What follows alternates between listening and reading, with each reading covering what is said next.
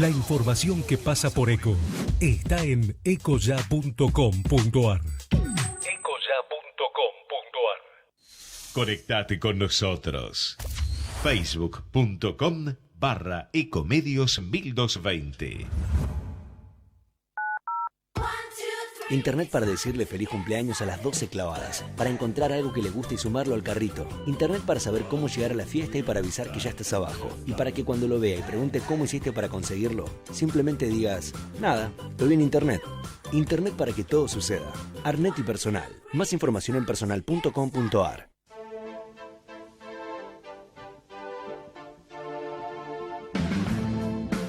Al derecho y al revés. Las dos caras de la realidad. El yin y el yang de los temas actuales.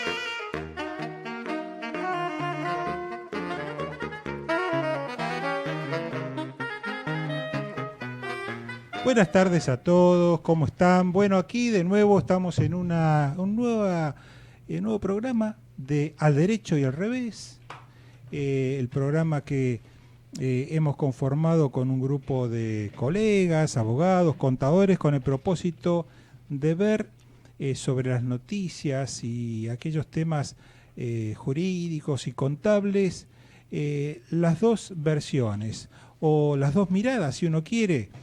Y bueno, y traemos invitados, traemos temas específicos y también admitimos, y por favor ayúdennos con esto, admitimos toda clase de interrogantes, preguntas, inquietudes. Así que aquellos que tengan de alguna manera algo para preguntarnos, para decirnos, para hacernos llegar, pueden hacerlo por correo electrónico a alderechoyalrevés2017@gmail.com, o bien también por Twitter a @aldere y alreve, o por Facebook también dejarnos un mensaje a Al Derecho y al Revés, o a los teléfonos directamente al 43251220 o al contestador automático 5254-2353.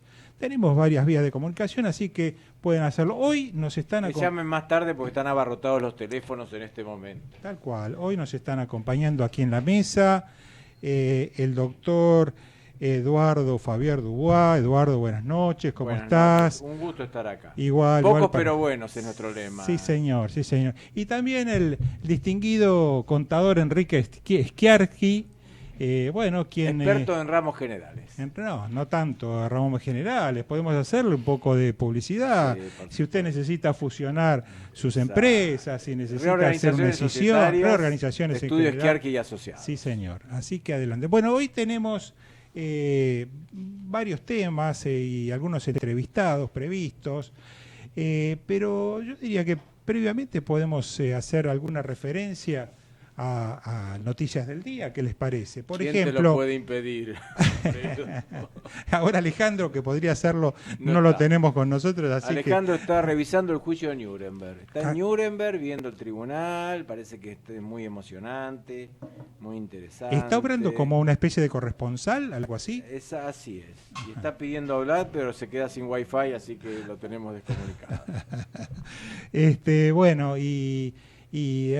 No sé, algo que se me ocurrió decir, ¿por qué no mencionamos qué está pasando con la Feria del Libro? Que todos nosotros estamos muy cercanos a lo que es el aspecto intelectual de aquellos temas que nos importan, nos interesan, las novedades, cómo esta feria año tras año creo que va en ascenso, ¿no? En cantidad de gente, en expositores, en escritores que concurren. Es lejos la feria más grande de América en materia de libros. Si bien es un fenómeno armado de alguna manera por la industria editorial, tiene siempre ese famoso eslogan del autor al lector. Yo estuve ayer con una ¿qué tal? Contanos algo. Y bueno, ¿mucha gente? El 1 de mayo esperaba mucha gente, pero por suerte a la hora que yo llegué, de 6 a 8 ya el grueso no estaba, había gente, no tanto, y llego y hay una fila enorme, fila. La fila conducía a 2 autores que estaban firmando sus libros. Estos autores eran nada menos que Pimpinela, los hermanos Pimpinela. Así que bueno. O sea, no solo cantan, sino que escriben. Claro, tiene un libro que se llama Los Hermanos. Después veo otra fila que da hacia un despacho vacío. Y uno dice, ¿y esto? No, en cualquier momento aparece, pero ya la fila estaba ahí. ¿Y quién era? Rolón. Rolón es un Sergio interesante Rolón. psicólogo, ¿no es cierto? Y bueno. O sea, hay sin duda de todos los perdidos. Y después fui a otro lugar que había unas señoras sentadas y un cartel que decía, firmamos libros, las autoras firman libros, suponte, no sé, de 5 a 8. Estaban ahí un poco aburridas solas, claro, es lo que tiene la Feria del Libro. Si sos mediático, no. Bueno, ya tenemos, señores, nuestro primer gran reportaje del doctor Pablo Trevisan. Vamos a hacer la presentación, Pero ¿qué te cómo parece? no. Vamos a entrevistar al doctor Pablo Trevisan, vocal de la Comisión Nacional de Defensa de la Competencia. Nada más ni nada menos que nombre rimbombante e interesante. ¿Cuáles son las funciones de la comisión? Será uno de los temas que nos explique Trevisan. ¿Cuál es la situación actual del derecho de la competencia en nuestro país, en Argentina? Así que creo que ya lo tenemos al habla. Y nos vamos a comunicar, vamos a ver si nos dan audio suficiente con Pablo Trevisan. Buenas tardes. Hola, Pablo. Buenas tardes, gracias por llamar. Doctor Pablo Trevisan, gracias por escucharnos, un gusto. Le habla el doctor Javier Dubois. Gracias por acceder a esto. Bueno, queríamos traerle a nuestros oyentes del Derecho y al Revés, que es un programa que un poco tiene temas institucionales, temas empresarios, temas profesionales, esta situación de la Comisión Nacional de Defensa de la Competencia, sobre todo por un hecho puntual, como es la existencia de un proyecto de nueva ley de defensa de la competencia. Entonces, bueno, queríamos interesar un poquito cómo es, en general, para ir a una introducción, ¿no? ¿Cómo está hasta ahora este tema de la competencia en un país como Argentina, que parecería demasiado regulado todo, y que la gente pide regulación, ¿no es cierto? Y luego un poquito hablar de la ley, doctor, lo escuchamos con todo entusiasmo. Bueno, gusto. Bueno, son varias preguntas, me parece, de la lectura, ¿no? Claro, si pudiéramos empezar con la situación actual o la que ustedes recibieron cuando empezó la administración, bueno, un poco eso, ¿no? Bueno, en primer lugar quisiera aclarar que, digamos, las normas de competencia de alguna manera lo que hacen es establecer un mecanismo para que los jugadores en el mercado puedan justamente competir por sus propios méritos, tener las mismas oportunidades, digamos, de progresar, de manera tal que también eso no solamente beneficia a los propios empresarios, digamos, a las empresas, sino también a los consumidores y a la economía en general, permitiendo, por ejemplo, digamos, tener mejores productos y servicios, a valores más razonables o a precios más razonables, y con mayor variedad de productos, etcétera. Respecto a la situación de la comisión, nosotros, la nueva gestión que está presidida por el economista Esteban Greco, y somos 4 vocales, el profesor Héctor Deur, la doctora Viesens, la doctora Vidar y en mi caso Pablo Trevisan, ingresamos a inicios del año pasado y encontramos una comisión que tenía, digamos, yo diría, cosas muy buenas y otras cosas por ahí que eran mejorables. En esa comisión, al día de hoy, lo que hemos logrado en este año y pico de gestión, hemos ya triplicado la producción, por llamarlo de alguna manera, de casos. En los últimos 10 años el promedio de casos de la autoridad de competencia era de unos 70 casos al año. Hoy por hoy estamos más allá de los 250 casos al año. ¿Estos son los casos que ustedes resuelven o los que reciben, doctor? No, digamos, hemos recibido un stock enorme, stock en gran parte hemos ido, digamos, resolviendo durante el año pasado y este año en curso, y además obviamente estamos recibiendo nuevos casos todas las semanas, diría, todos los días prácticamente, especialmente, entre otras cuestiones, por la situación de la ley actual. Digamos, hoy la ley en materia de concentraciones establece umbrales muy bajos, con lo cual prácticamente la compra de un kiosco por otro kiosco... Hay que someterlo a la comisión, digamos, ¿no? Claro. Exacto, necesita ser notificado a la autoridad y requiere de una autorización previa de la autoridad. O sea, el stock de casos era enorme, sigue creciendo por la situación actual de la ley, que es totalmente desactualizada.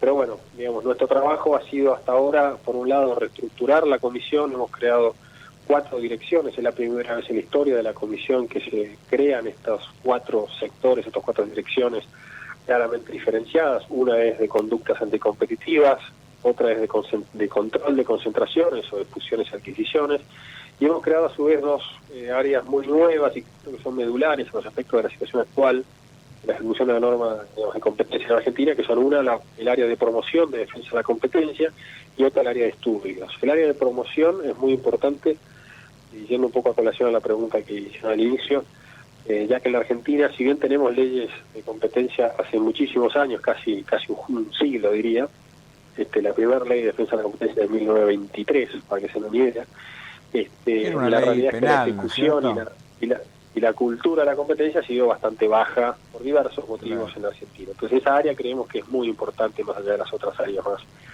más de, digamos, de ¿Ustedes sistemática, ¿no? en la organización interna de alguna manera están preludiando algunas soluciones que traería la ley? Sí, exactamente. El la proyecto ley, por lo menos, ¿no? La situación actual... ¿Le parece que pasemos a dar un panorama de cómo estamos hoy, o qué traería la ley y en qué mejora lo que estamos hoy? Si usted considera que mejora, ¿no? Por supuesto. Sí, hoy tenemos, en primer lugar tenemos un órgano hoy que es desconcentrado, que depende, digamos, de la Secretaría de Comercio, es decir, del Poder Ejecutivo. Es importante recalcar que hoy la Comisión Nacional de Defensa de la Competencia, la cual todos, digamos, somos parte de nosotros, en realidad es un órgano desconcentrado. La autoridad, en rigor, es el Secretario de Comercio. La Comisión lo único que hace es dictaminar.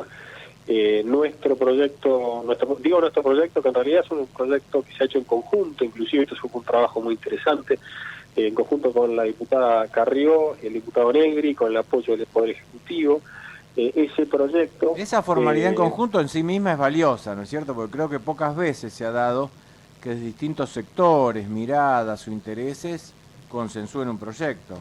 ¿Es correcto? Absolutamente, y de hecho le diría que fue una de las gratas sorpresas nuestras. Nosotros trabajamos hicimos una especie de anteproyecto, un borrador, entre enero del año pasado y junio del año pasado, y en julio nos pusimos a trabajar juntamente con Carrió y Negri, como le decía, y sus asesores, que habían presentado hace un mes en mayo del año pasado, haciendo proyectos distintos, y llegamos a una especie de un anteproyecto conjunto, y Dios mediante quizás creemos que se va a empezar a tratar la próxima semana en plenario de comisiones en diputados. Doctor, le quiero hacer una pregunta el doctor Schiarchi, que es experto en concentraciones desde lo jurídico. No, la pregunta en realidad, mucho gusto, doctor, la pregunta en realidad es una pregunta más bien de actualidad. En la última semana, en casi todos los programas periodísticos, han analizado la diferencia de precio de productos de primera necesidad, incluso entre la Argentina y otros países, Estados Unidos, España, Italia, y realmente los periodistas estaban escandalizados de la diferencia de precios. En algunos casos se atribuyó esa diferencia a problemas de logística, en otros casos al componente impositivo, y no faltó quien dijo que el problema era la concentración, la cartelización de los supermercados. ¿Usted qué opina al respecto? A ver, nosotros opinamos con nuestros fallos, ¿no? Nuestros dictámenes y en casos puntuales. Obviamente estas situaciones no son desconocidas por nosotros. Sabemos que hay en algunos casos algunos precios, digamos, que pueden llegar a escandalizar a algunos, pero nosotros, insisto, nuestras funciones son básicamente de controlar, y cuando hay denuncias o de oficio, situaciones ya sea por conductas, por cartelización del mercado o por abuso de posición de dominio, en cada caso puntual tenemos que analizar si en ese caso puntual, valga la redundancia, hubo o no hubo alguna práctica anticompetitiva. Como usted bien dijo, puede haber casos que fueron más cuestiones por cuestiones tributarias o cuestiones digamos, de diversa índole que escapan al área de defensa de la competencia. No descarto que pueda haber habido o no, digamos, casos de cartelización o de abusos, pero digamos, pero la cartelización podría integrar el mayor costo argentino en algunos casos. Absolutamente, si efectivamente se acredita que hubieron cartelizaciones, por ejemplo, por decir en las licitaciones públicas, obviamente si hay cartelizaciones se puede llevar como una consecuencia posible a que haya mayores precios, menores cantidades, y todo eso obviamente incide al final del día en los precios y en los precios que pagamos los consumidores finales, ¿no? Doctor, usted nos decía entonces que ahora hay una autoridad de Contralor o una autoridad nacional de competencia que va a ser independiente y no va a depender de un secretario de Comercio como hasta ahora, ¿es correcto? Bueno, ese es el anteproyecto y es como le decía, el proyecto que estamos presentando en conjunto con la diputada Carrió Negri y con el apoyo del Poder Ejecutivo, efectivamente. Esto ayudaría a un órgano nacional independiente, ¿no? ¿Perdón? Ayudaría a que haya un órgano independiente.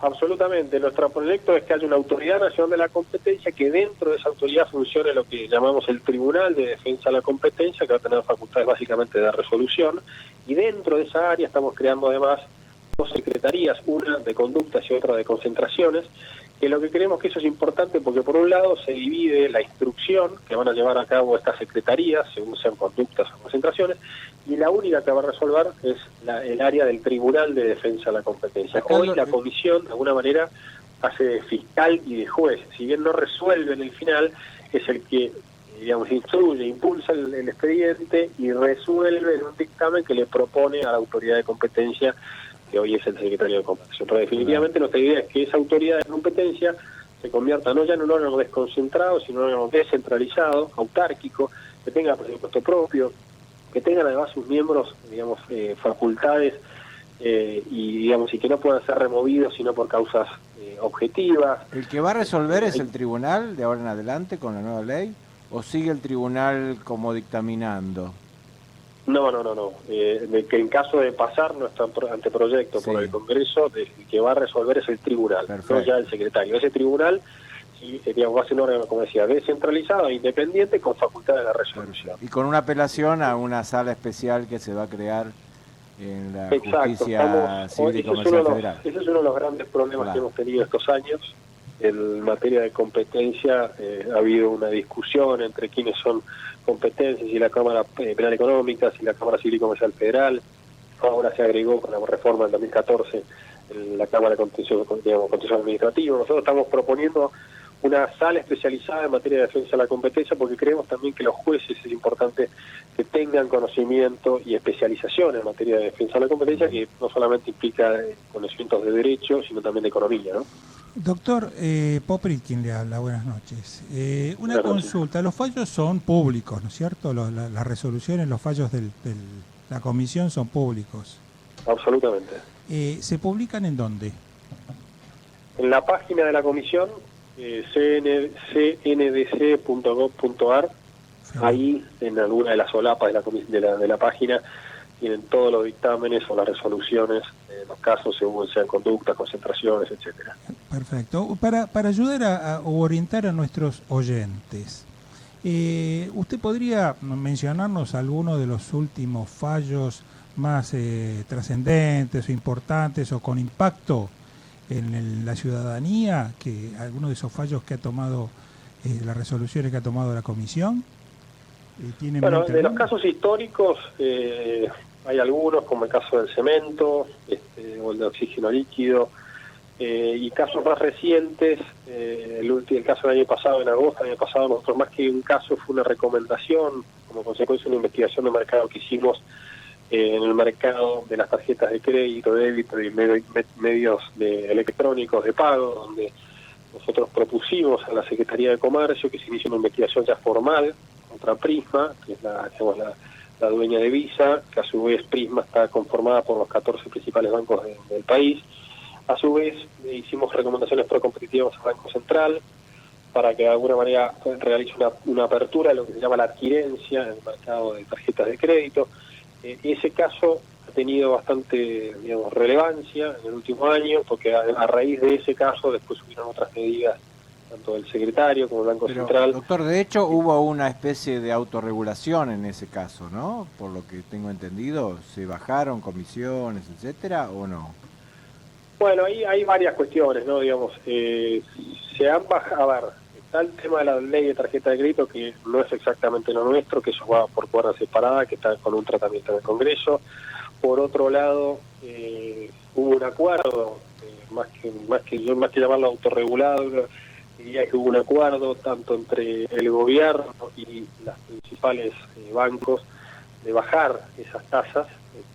Digamos, eso todavía está en funcionamiento, y el caso nuestro puntual, que se abrió una investigación puntual, todavía está abierto, por lo cual mucho más del caso preferiría no comentar. Doctor Trevisan, usted creo al pasar que mencionó que hicieron para resolver ese caso, para estudiarlo, una investigación de mercado, no sé si escuché bien. Sí. ¿Y en qué consistió? Sí. O sea, ¿pueden ustedes, digamos, reunir información a través de distintos mecanismos? Sí, exactamente. Nosotros, como decía antes, digamos, para resumir un poquito las facultades de la autoridad de competencia, en este caso hoy la Comisión Nacional de Defensa de la Competencia, por un lado investigamos conductas, por otro lado investigamos o controlamos el control de concentraciones, como se llama, en caso más que nada de manejo o fusiones de adquisiciones, y por otro lado tenemos facultades propias de realizar estudios de mercado. El año pasado la Comisión abrió unas 12 investigaciones de mercado, estudios de mercado más que nada, y algunas de ellas llegaron, como por ejemplo el caso de las tarjetas de crédito, a una investigación formal, que es la que se abrió en agosto del año pasado. ¿Esos estudios los hacen ustedes mismos o los encargan a consultoras privadas? Lo puede hacer la propia comisión, o también en parte puede obviamente pedir consultas a privados, sean economistas o sean consultores, tengan ciertos partidos en las ramas, pero sí, ambas cosas son posibles. Le comento, parece el proyecto también trae las llamadas medidas remediales, ¿no es cierto? O sea que cuando se ve alguna concentración que puede ser negativa, llegar a algún acuerdo para mitigarla. Eso parece interesante, ¿no es cierto? Así es, hoy la ley en ese sentido es un poco gris, es difícil, digamos, establecerlo con un procedimiento claro. Nosotros creemos que eso es que hay que aclarar, entre otras cosas, ese aspecto de la ley, para que tanto las partes como la autoridad de competencia puedan encontrar una salida aceptable, digamos, para la autoridad y especialmente al interés económico general, que es lo que protege la norma de competencia. Aprovechando que lo tengo acá el doctor Popritin, que es experto en fraudes, quería que nos haga algún comentario sobre la clemencia, sobre esta nueva instituto que aparece para ir detectando los cárteles. Sí, el programa de clemencia, ha estado muy en boga el año pasado en la Argentina el programa o la ley del arrepentido, ¿no? No es lo mismo, pero tiene una lectura muy similar en materia de defensa de la competencia, es decir, lo que estamos proponiendo nosotros es algo que no es nuevo, digamos, en el mundo internacional, digamos, en la experiencia internacional, perdón, y es básicamente un programa de clemencia, un programa de inmunidad, que básicamente el primero que viene y se autodenuncia tendría una inmunidad absoluta respecto de las sanciones que podrían serle aplicables por participar en un cartel. Un cartel, para los que por ahí no están escuchando. Doctor, es bueno explicarlo, sí. Un cartel, digamos, en el mercado, básicamente cuando dos o algunas empresas se ponen de acuerdo, por ejemplo, para reducir la producción, para aumentar precios, para distribuirse o repartirse mercados o licitaciones públicas. Todo lo cual ocasiona un perjuicio a los consumidores. Absolutamente. Es el peor ilícito en materia de competencia, sin dudas.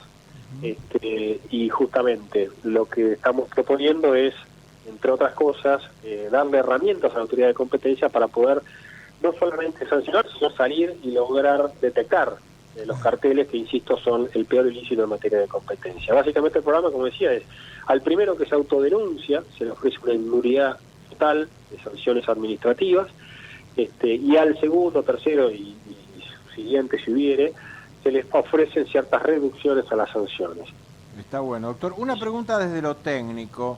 Pareciera que cambia el concepto de posición dominante y quedaría solamente para los aspectos horizontales. He leído alguna crítica que los verticales deberían también cubrirse, como estarían en la ley vigente. ¿Usted tiene posición tomada sobre esto? No, pero tampoco veo que el proyecto en sí modifique tanto en ese punto. No sé exactamente en qué... Digamos, lo que es definiciones de fondo, en ese sentido no estamos tocando mucho las definiciones actuales, por ejemplo, en materia de abuso de posición de dominio, o lo que consistiría una posición de dominio en el mercado, ¿no? Claro. Tenemos, por supuesto, en el proyecto, he visto que mejora mucho las sanciones, ¿no? Ya hay sanciones importantes por el beneficio, la porcentual, la monetaria que se amplían. Pero me interesa mucho el aspecto cultural, porque recuerda cómo empezamos esta charla, ¿no? Un país que viene de tanta regulación, que por ahí tuvo en los 90 ese auge más de libre competencia, que luego se volvió a ciertas regulaciones. ¿Cómo ve el aspecto regulatorio versus el aspecto competitivo el ciudadano medio, ¿no? Y en esto creo que la ley tiene una institución muy importante. Sí, a ver, en materia de sanciones, hoy está bien la pregunta, porque hoy, a ver, yo soy de la opinión que la ley argentina actual, el estado de la ley actual, básicamente, no solo no disuade, sino prácticamente, me animaría a decir que invita a realizar prácticas anticompetitivas, porque uno de los, más allá de que la autoridad hoy no cuenta con ciertas herramientas que la práctica internacional ha demostrado que son necesarias para una autoridad de competencia que quiera salir a ejecutar la norma con criterio y con razonabilidad. Otro de los puntos que tenemos muy flojos en nuestra ley es que las sanciones máximas que establece la ley son realmente muy bajas. Para que se den una idea, la sanción máxima del año 99 era de 150 millones de pesos, en aquel entonces eran 150 millones de dólares. Hoy esa sanción son menos de 10 millones de dólares. Un caso de cartelización en mercado en grandes cantidades de casos se reditúa en los beneficios ilícitos de esas empresas cartelizadas en miles de millones de pesos, no en 9 o 10. Digamos, lo que quiero decir acá es que, además de las facultades de la comisión, que hoy son un poco escasas a los efectos de detectar las conductas, en el caso que uno detecte las conductas, las sanciones que uno puede imponer realmente son muy bajas. Es decir, la disuasión de la ley actual es prácticamente nula.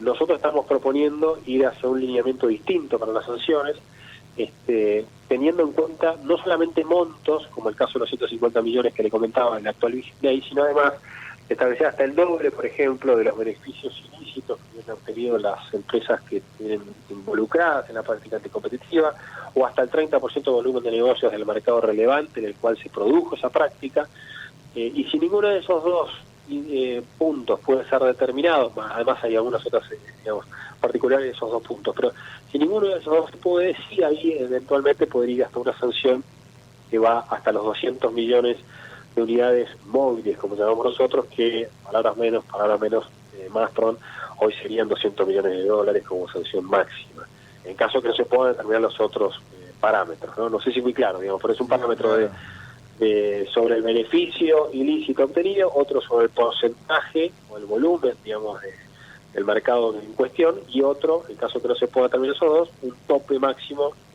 monetario, digamos, que hoy serían 200 millones de unidades móviles. ¿Todas las sanciones consisten exclusivamente en multas monetarias o hay sanciones de otro tipo?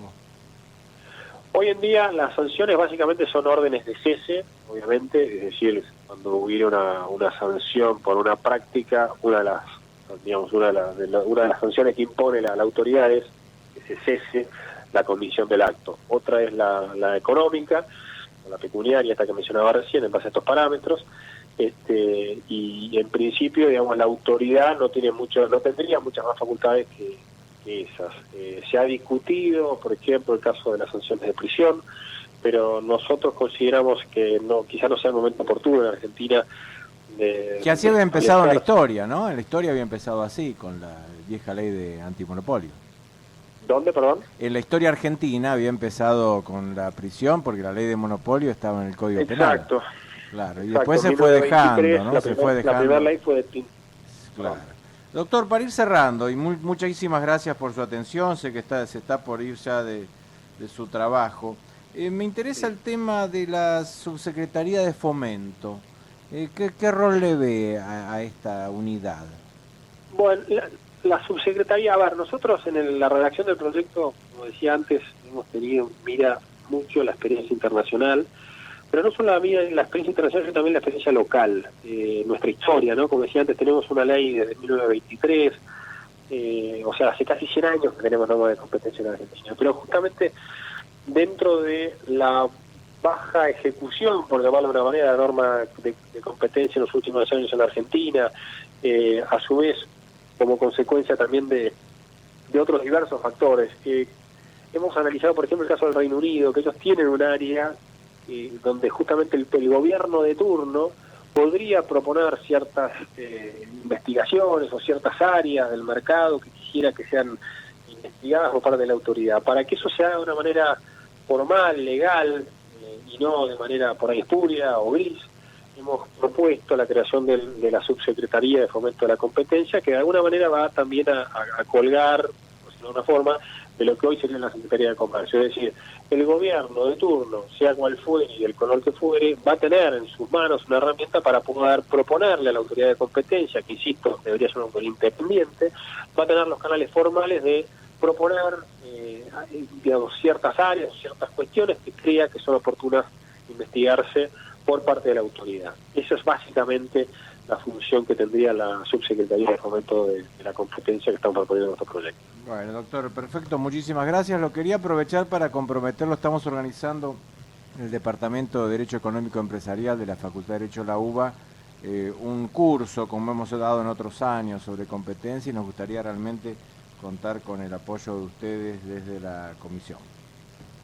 Será un gusto, muchas gracias, y la realidad, como le decía antes, uno de los pilares de nuestra gestión es no solamente salir a investigar, a sancionar y a controlar, sino también a salir a promover y a crear esta cultura de la competencia que en Argentina es muy necesaria, y para eso estamos, así que será un gusto. Y bueno, con quienes ustedes quieran. Muchísimas gracias, y bueno, esperemos que este proyecto se convierta en ley a la brevedad, ¿eh? Muy buenas noches. Ojalá, muchas gracias a ustedes. Buenas noches, doctor. Ecomedios.com AM1220.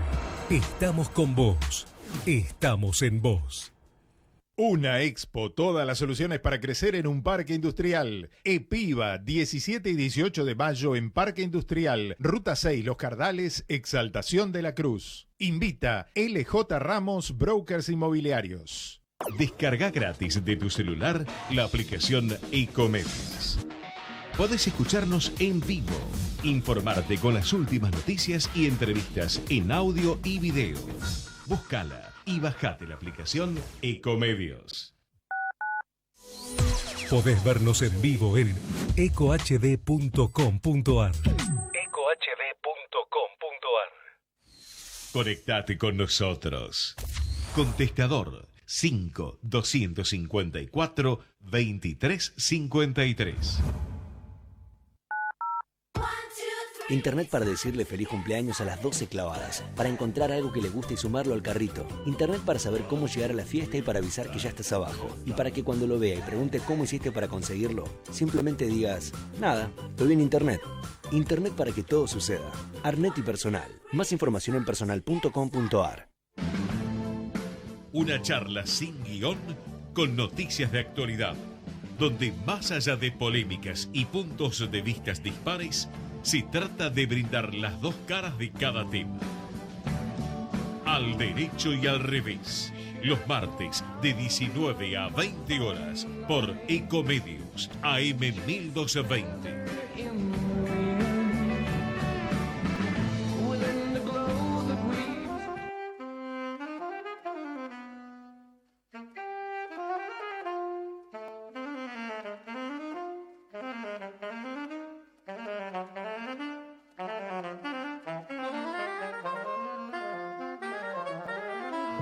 Bueno, señores, acá seguimos con Al Derecho y al Revés. Ya tienen nuestros teléfonos, pero no llamen porque están totalmente abarrotados. Y bueno, en nuestro programa tenemos otra entrevista muy interesante, pero mientras hacemos el contacto, vamos a ir conversando algunos pequeños temitas. A mí me interrumpieron con la Feria del Libro, sí, yo me enojé y no sigo más y no voy a contar más. Y contanos contanos un poquito. No voy a contar que vi por primera vez una impresora 3D. ¿Alguno la vio? No, la vi Es impresionante la impresora. Muy, muy interesante. Estaba ahí en un stand de la ciudad. Estaban haciendo un obelisco de plástico, como corresponde a la impresora 3D, que tardaba 3 horas y media en hacerse. Nada que ver con los libros. Bueno, Digamos que todo tiene que ver con todo, ¿no? Porque es impresora. Ahora, en materia de novedades o alguna disertación de algún escritor conocido, ¿qué puedes mencionar? Mira, Pérez Reverte está en Buenos Aires, va a presentar su última novela, y Falcó se llama, y con un personaje muy interesante que actúa entre la Guerra Civil Española y la Segunda Guerra Mundial, y él tiene un reportaje que le hicieron hoy en La Nación, en el que dice, mire, yo como dentro de mí tengo cosas buenas, pero tengo cosas muy malas, en vez de salir a matar, escribo. Está muy bueno, sublima escribiendo. Bueno, muy bien. Seguimos entonces con nuestro programa. Tenemos ahora la entrevista al contador Carlos Pacio, expresidente de la SIGEN. Le doy la palabra a Alfredo Popritkin, nuestro especialista en estos temas. Carlos Pacio es un distinguido colega contador público que tuvo la posibilidad y ha presidido la Sindicatura General de la Nación durante buena parte del periodo de gobierno de Néstor Kirchner y parte de la expresidenta Cristina Fernández de Kirchner.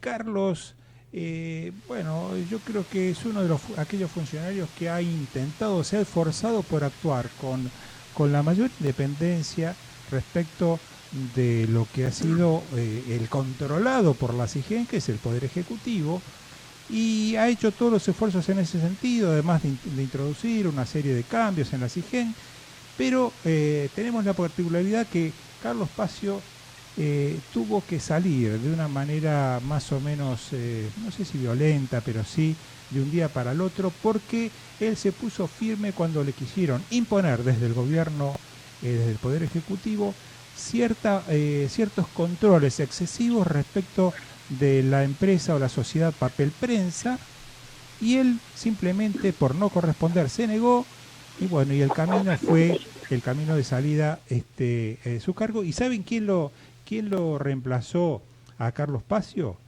Nada más ni nada menos que el famoso doctor Daniel Reposo, que tiene una historia no tan limpia en lo que tiene que ver con los controles en nuestro país, pero ya lo tenemos en línea, Carlos Pacios.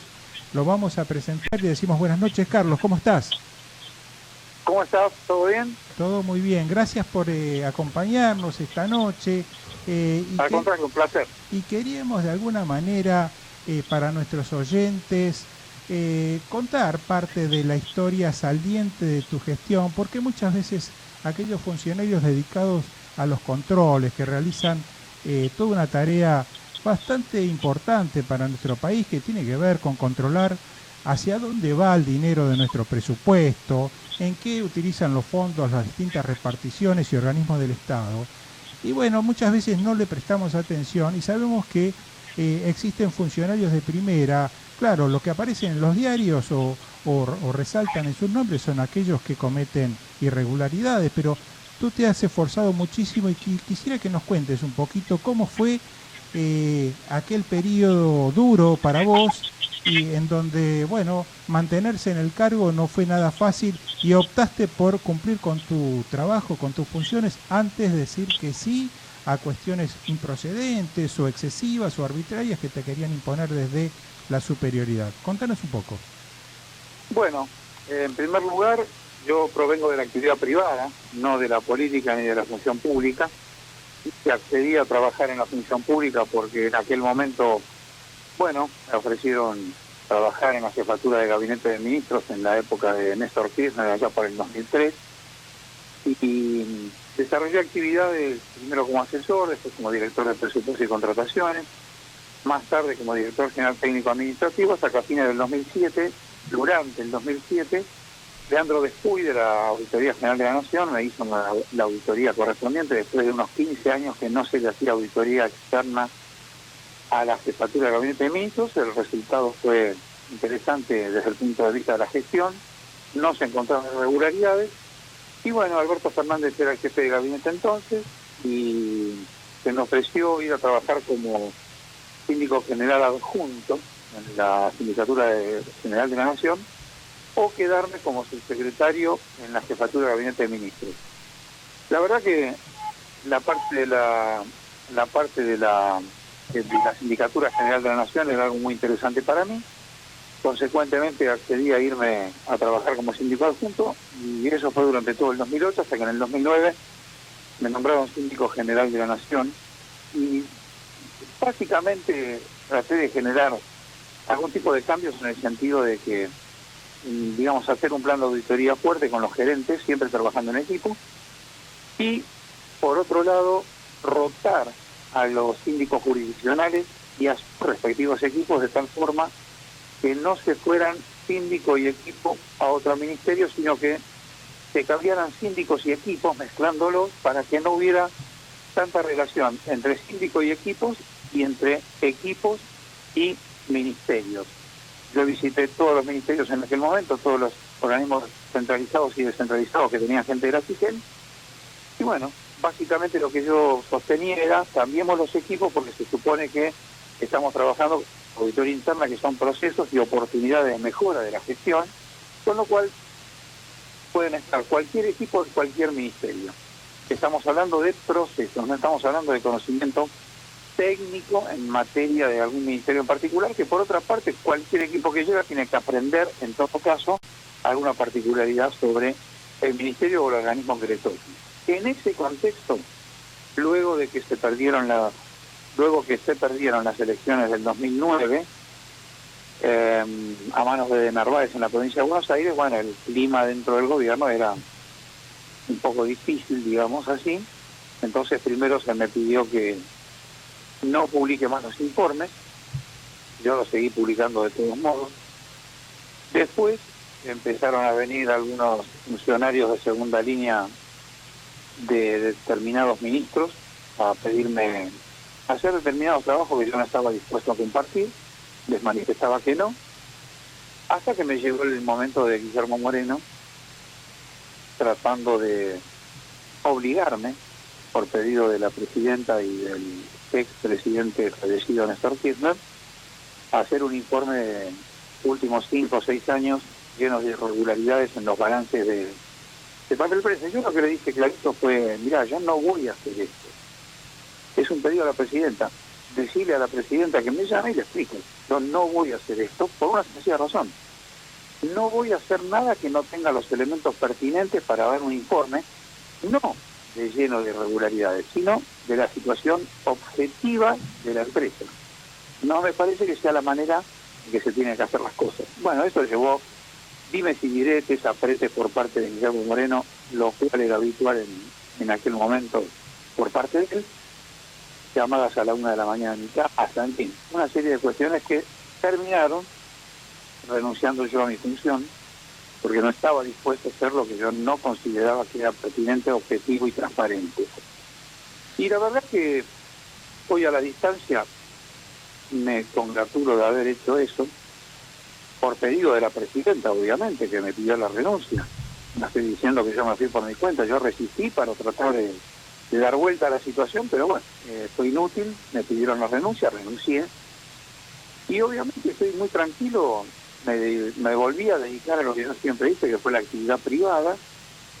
He trabajado en muchos lados, y la verdad que me fue mejor, diría yo, profesionalmente, a pesar de que me había ido muy bien antes de ingresar a la función pública, mucho más me fue a partir de que me fui del gobierno, porque claro, en aquel momento, imagínense, no era fácil decirle que no a un presidente, y mucho menos a Guillermo Moreno. Muchas gracias. Yo me planté y hice lo que considero que tenía que hacer, y no me arrepiento, creo que fue acertado de mi parte, porque estoy tranquilo, limpio, sin ningún tipo de cuestionamiento desde el punto de vista de mi gestión. Contador Pacios, con transparencia. Javier Dubois lo saluda, mucho gusto y gracias por atendernos, que sabemos que está en un día complicado. Quería preguntarle sobre el grado de profesionalización de la CIGEN. O sea, ustedes llevan procedimientos que son internacionales, son locales, están homologados, están auditados. ¿Tuvo usted que hacer algún cambio en los procedimientos? Y cuéntenos un poquito desde el punto de vista profesional, de alguna manera, ¿no? El equipo de gerentes que me acompañó en aquella oportunidad, que estimo que es casi salvo alguna excepción de rotación de gente, el mismo equipo actual que conduce el síndico general de la Nación Rial, gente muy profesional de muchos años dentro de la FIGEN, procedimientos que hemos evaluado oportunamente, que siempre, obviamente, pueden mejorarse. De hecho, nosotros tratamos de incorporar algunas mejoras, siempre con las recomendaciones de los gerentes, a los cuales yo les confié la gestión, supervisados obviamente en forma personal por mí. Pero el caso más importante, creía yo, y de hecho estábamos obviamente ayornados a los últimos, digamos, tipos de procedimientos profesionales fuertes, comparados incluso con otros países de América Latina, gente muy profesional, los gerentes de la FIGEN, muy profesional, lo vuelvo a reiterar. Pero el cambio más importante que yo consideré en aquel momento que había que hacer era tratar de lograr que aquellos síndicos jurisdiccionales con equipos que trabajaban hacía varios años en el mismo organismo público, digamos, esa relación entre auditor y auditado, que a mí me parecía que en algún momento tenía que romperse, porque no me gustaba, digamos, ¿no es cierto? Yo fui auditor también en la actividad privada. No me gustaba el tema de que haya 5 años o 6 años o 7 años que un equipo de auditoría trabajara con la misma gente de un organismo determinado. Esto en empresas privadas está de alguna manera también controvirtiéndose, ¿no? Hay ciertas normas, creo que imponen rotar los auditores. No sé, Enrique Schiarchi, que estás acá presente. Es una buena práctica la rotación de auditores. Que es una práctica, me parece a mí, que profesionaliza todavía más la gestión del auditor, porque le quita este relacionamiento personal. Un componente subjetivo por el cual uno ve las cosas bien. Claro. Entonces, en ese contexto, yo lo que trataba de explicarle a los gerentes, que tomaron con muy buena predisposición, el cambio que íbamos a generar, y que no se dio porque se presentó mi renuncia antes, pero era tratar de modificar todos los ministerios en términos de auditores con equipos, no de las unidades de auditoría interna, sino de las unidades de auditoría de la FIGEN, que son los que controlan a las unidades de auditoría interna de los diferentes organismos centralizados y descentralizados del Poder Ejecutivo Nacional. Carlos, sí. No te quería preguntar, cuando vos salís de la CIGEN e ingresa Daniel Reposo, en definitiva termina haciendo lo que a vos te pidieron que hagas y te negaste en cuanto a transformar el organismo en algo simbólico, en algo abstracto que no cumplía con sus funciones. Y me refiero específicamente, por ejemplo, en publicar los informes, hacerlos públicos a través de la página de internet, en cuanto a no transformarse en un apéndice del Poder Ejecutivo, siendo utilizado como elemento de presión en algunos casos y de ocultamiento de irregularidades en otros. Es decir, ¿qué opinión te merece la gestión del doctor Reposo? Mira, yo lo que te podría decir, a mí no me gusta opinar sobre funcionarios que me sucedieron, digamos. Lo que te puedo decir es que yo me junté con Reposo el día que entregué la CIGEN y le dije, mira, esto es lo que estamos haciendo, estas son las medidas que yo quería tomar, la dotación es tal, los gerentes son estos y confío en ellos. Él es un hombre de la CIGEN, con lo cual conoce a todos los que trabajan en la CIGEN. Él es una planta permanente de la CIGEN, que hoy, bueno, está, digamos, derivado a otro lugar para trabajar, pero él está en la CIGEN, calculo yo, por lo menos unos 20 años como planta permanente, con lo cual, de hecho, él estaba trabajando con Amado Vudú en el ANSES, antes de ser el síndico general de la Nación. Y me pidieron que lo mandara para Economía, Vudú me pidió que lo mandara para Economía, y yo le dije, mira, no tengo ningún problema por un tiempo, porque después yo voy a hacer rotaciones de gente. Pero lo cierto es que yo le dije lo que en mi opinión eran algunas cuestiones de las cuales él se tenía que cuidar, y es que iba a hacer lo que a mí me habían pedido y que yo no hice. El caso más, digamos, claro, es el famoso tema de los coches que Vudú quería comprar para el Ministerio de Economía, claro. Que yo le dije, no necesitas esos coches y mucho menos sin licitación pública. Ellos lo querían comprar a una empresa, no me acuerdo ahora el nombre de la empresa, pero era una empresa que le compraba todos los coches que vendía todos los coches al gobierno, y yo le dije, mira, yo no voy a dar un precio testigo sobre esto si no hay una licitación pública abierta. Y él dijo, soy el ministro de Economía. Yo soy el síndico de la Nación. De hecho, ese caso en la actualidad está en un tema en tribunal. Claro, hubo procesamientos y está encaminado hacia un juicio oral. Es decir, tenía razón en su... Claro. Yo no voy a hacer nada que me lleve a Comodoro Pi. Por lo tanto, este tema está terminado para mí. Pero tengo entendido que después ya vino Daniel y bueno, esas cosas se firmaron. Yo le recomendé que no lo hiciera en su momento porque no era transparente eso. Pero bueno, viste, cuando a veces la política está por encima de, digamos, del trabajo profesional, si vos querés, porque si no, no se entiende de otra manera. Bueno. Acá el contador Schiarchi te quiere hacer una pregunta, Carlos. Sí. Carlos, entiendo que la labor de la SIGEN, el ámbito es las empresas donde tiene participación el Estado, ¿no es cierto?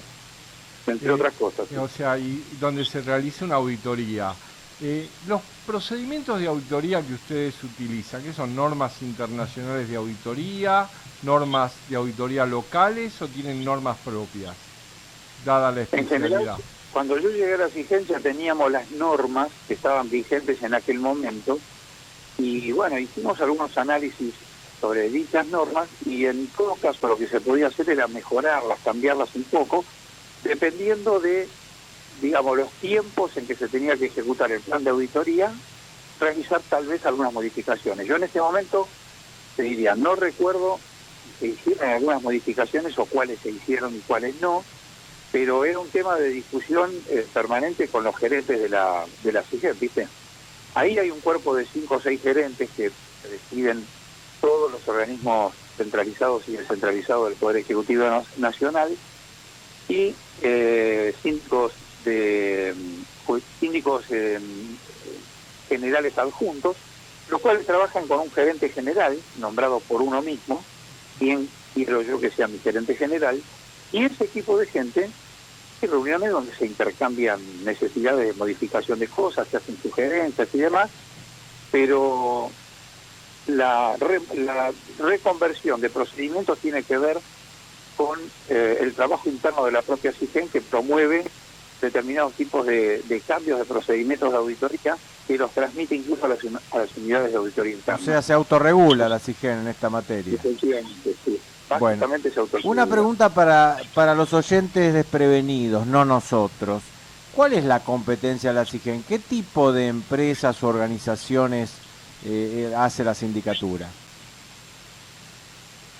La SIGEN, ¿qué tipo de competencia tiene? Tiene unidades, tiene sindicaturas jurisdiccionales en todos los ministerios y organismos descentralizados dependientes del Poder Ejecutivo Nacional, tiene síndicos de comisión fiscalizadora en empresas que tienen participación estatal minoritaria o mayoritaria, y por lo tanto la gente se distribuye, aproximadamente cuando yo estaba eran 500 auditores, se distribuyen en todos esos lugares y son los que trabajan con las unidades de auditoría interna de cada organismo, que dependen del ministro o del responsable del organismo en el cual trabajan esas unidades de auditoría interna. Lo que hace la SIGEN es controlar que todos los trabajos que hacen las unidades de auditoría interna estén correctamente planificados y correctamente realizados. Sus recomendaciones, puede hacer recomendaciones la SIGEN sobre los trabajos de las unidades de auditoría interna, y además la SIGEN brinda capacitación a las distintas unidades de auditoría interna en la medida que ellas lo solicitan o que la SIGEN entiende que son necesarias hacer. Bien, cuando auditan ustedes empresas privadas con participación del Estado, ahí se sujetan a las normas de contabilidad generales, de auditoría generales, ¿es así? ¿O usan sus propias normas? Porque vos fíjate que en las empresas con participación estatal están los síndicos de comisión fiscalizadora, que son los que van a reuniones de directorio, son los que revisan los balances, son los que firman los balances, o sea, son auditorías más contables, digamos. Carlos, soy Alfredo Popritkin. Te quería hacer bien, estuvimos hablando, pero te quería hacer mención a algo que nosotros hemos charlado ya privadamente en más de una ocasión, sobre alguna cuestión que vos has detectado y que de alguna manera la inquietud creo que la estás trasladando a los tribunales para que se investigue debidamente, pero te quería preguntar si vos querés, sin quizás mencionar las personas involucradas o sí, en fin, si nos querés comentar algo sobre esas irregularidades que en su momento tuviste en cuenta o estás ventilando porque no te dejaron tranquilo, creo que ni a vos ni a tu conciencia, respecto de ciertas actuaciones que no han sido del todo correctas o ajustadas a derecho. ¿Tenés algo? ¿Querés comentarnos algo o preferís no hacerlo en esta ocasión? Yo te podría decir esto. Estoy incluido dentro de gente que tiene que ir a atestiguar en el juicio que le hicieron a Romina Piccolotti cuando era la secretaria de Medio Ambiente o de Ambiente y Desarrollo Sustentable. Era la época en que yo era director general de la jefatura de gabinete de ministros, por situaciones que hicieron que yo le pidiera al jefe de gabinete, Alberto Fernández, en aquel momento, a través de el subsecretario del cual yo dependía, que le agregan un servicio administrativo financiero a ella, porque yo no firmaba más cosas que me llegaban, digamos. Claro, ahí había... Eso terminó, digamos, en un traslado del servicio administrativo financiero, sacándomelo yo de encima, el de la Secretaría de Ambiente, y que después derivó en que Romina tuvo que renunciar, y le echaron del gobierno, digamos, y a partir de ahí tuvo que enfrentar, tengo entendido, algún juicio en el cual yo fui citado, y no sé las preguntas que me van a hacer, pero no tengo ningún problema en responder lo que tenga que responder. Eso en el ámbito de la jefatura. Y en el ámbito de la CIGEN ocurrieron 2 o 3 cuestiones que yo las transmití a las autoridades correspondientes en aquel momento por encima mío, que era al Poder Ejecutivo, pero que la verdad, sinceramente, prefiero, digamos, no comentar con nombres y apellidos, pero eran situaciones de algunas irregularidades, fundamentalmente llegadas a mí en pedidos de precios festivos sin licitaciones públicas. Mira vos. Carlos, la verdad que te agradezco porque yo sé que no te resulta muy sencillo hablar de estos temas, por todo lo que significó aquel periodo de trabajo para el Estado por parte tuya. Y bueno, nada, quiero agradecerte porque me parece que todo lo que nos ha comentado en gran parte son primicias que hasta el día de hoy no se han ventilado en ningún ámbito, así que te agradezco. Nosotros somos contadores y abogados muy interesados en estos temas y pensamos que la mejor forma de crecer o mejorar respecto de los controles hacia el Estado es dando a conocer los problemas, ventilándolos para que la ciudadanía los conozca. Así que muchas gracias, tal vez más adelante volvamos a tomar contacto contigo. Te mando un abrazo. Muchas gracias. Gracias Carlos. a vos, y lo único que quisiera decir es que me sentí muy cómodo con el equipo profesional de la CIGEN cuando trabajé, gente con la cual de alguna manera uno mantiene algún contacto en esto de la profesión, y nada, tratando de manejarme de manera honesta y transparente como siempre lo hice, así que estoy muy tranquilo. Bueno, muchas gracias y buenas noches. Adiós. Les mando un abrazo, adiós. Adiós. Bueno, señores, con esto tiempo cumplido, muchas gracias. Me quedó la pregunta de si hay abogados en la CIGEN. Me preocuparía que no, de esos 500 contadores no hubiera ni un abogado, por lo menos, bueno, Raposo, para un patrocinio. ¿No es contador? Pero bueno, así están las cosas. Bueno, gracias a todos. Nos quedó pendiente un par de temas que pasaremos al martes próximo, sí, Alfredo. Hasta el martes próximo y gracias por todo. Nos estaremos viendo y también pueden conseguir la grabación de este programa para aquellos que han ingresado tardíamente, que lo vamos a dar a conocer. Va a estar en YouTube, publicado la totalidad del programa, tanto en audio como en imagen. Buenas noches. Buenas noches, gracias. Buenas noches. Internet para decirle feliz cumpleaños a las 12 clavadas, para encontrar algo que le guste y sumarlo al carrito. Internet para saber cómo llegar a la fiesta y para avisar que ya estás abajo. Y para que cuando lo vea y pregunte cómo hiciste para conseguirlo, simplemente digas, nada, lo vi en Internet. Internet para que todo suceda. Arnet y Personal. Más información en personal.com.ar.